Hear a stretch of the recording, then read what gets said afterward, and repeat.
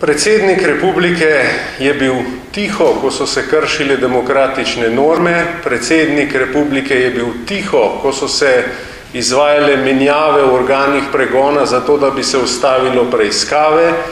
Predsednik republike je bil vedno tiho, kadar ga je kdo pozval, da naj obsodi nečedna dejanja.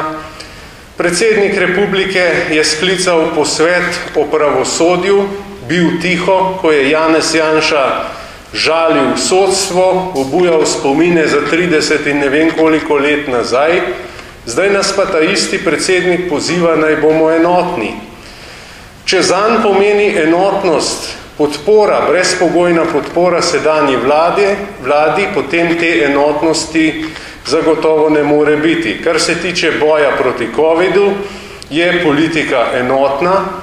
Nikoli nismo osporavali ukrepov in tudi mi pozivamo ljudi, da naj se jih držijo.